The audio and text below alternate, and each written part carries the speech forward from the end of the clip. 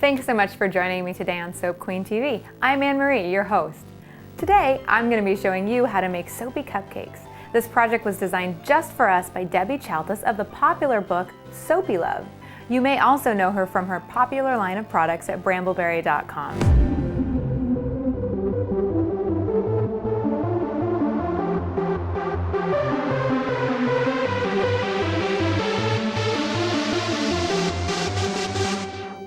If you're a first-time melt and pour soap maker just joining us, be sure to check out the first 2 episodes of Soap Queen TV at soapqueen.tv to make sure you understand the basics about melt and pour, including fragrance and color.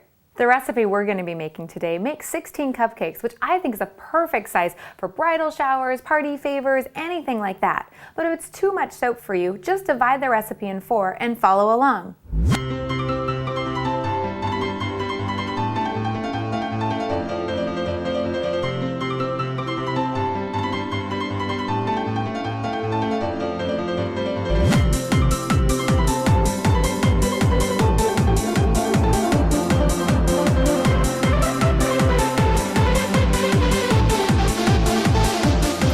The base of the cupcakes, take 40 ounces of white melt and pour soap, put it in a heat-safe container, and put that in the microwave and melt it on 30-second bursts. While the soap base is melting, mix your vanilla color stabilizer and your fragrance, Vanilla Select, together. The vanilla color stabilizer allows the soap to stay a nice white, or in this case, yellow color, because the Vanilla Select naturally turns the soap brown because of the vanillin content in it. When your soap is melted, no chunks, put in your vanilla color stabilizer and Vanilla Select mixture. Stir that in well. Now put in 6 milliliters of diluted Canary LabColor. This makes a great yellow looking cupcake base, doesn't it? Pour this mixture into the scalloped round SoapyLove molds available from Brambleberry. You'll notice they're scalloped, so they look perfect for your cupcake bases.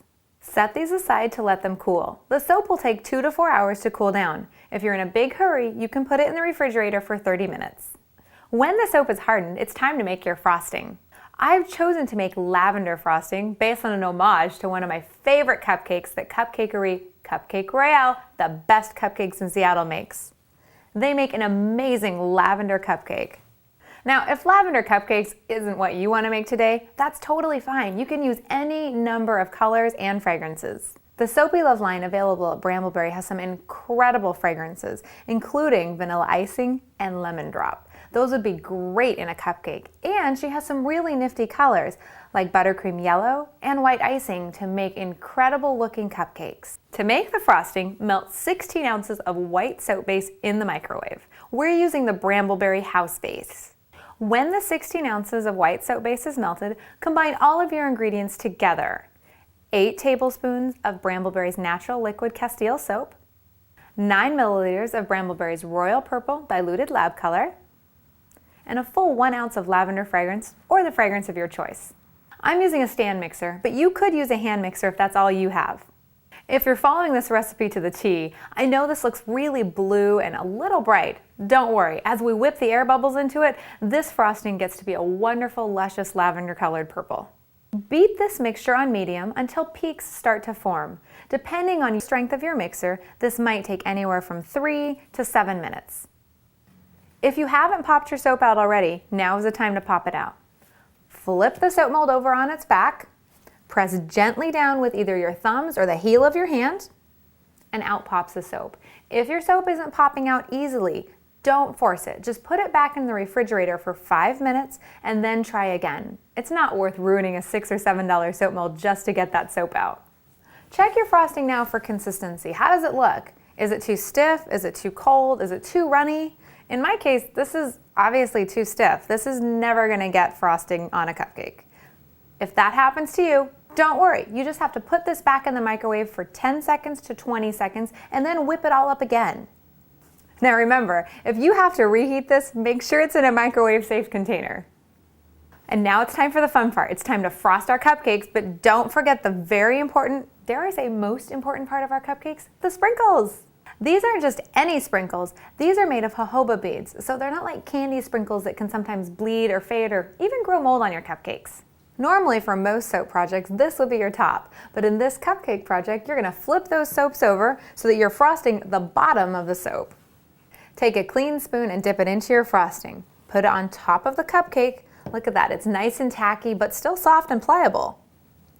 In a circular motion, build up peaks onto your cupcake. It looks pretty realistic. Now, take your sprinkles. Just sprinkle them lightly onto the soap frosting. Did you make a mistake? That's okay. Look at this. The frosting peels right off when it's still fresh. Set this aside for about 12 hours or so until the frosting hardens enough to be able to safely transport it. Consistency is really important with your soap frosting. Check this out. Whoops, waited a little bit too long before I put this on the cupcake. You can see there's a lot of air bubbles on here, and it doesn't look very attractive. And this is what happens if you accidentally pile too much frosting onto your soap base when it's not quite ready to peak. Went down the side.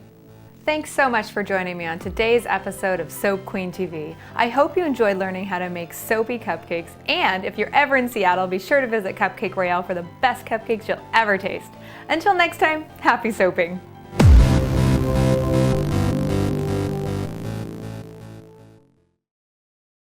Take a clean spoon, just dip it into your frosting, put it on your soap. Is it forming peaks? Is it not forming peaks? Is it sticking? What's it doing? We have no idea. You do not need to say all of that. No, I clearly.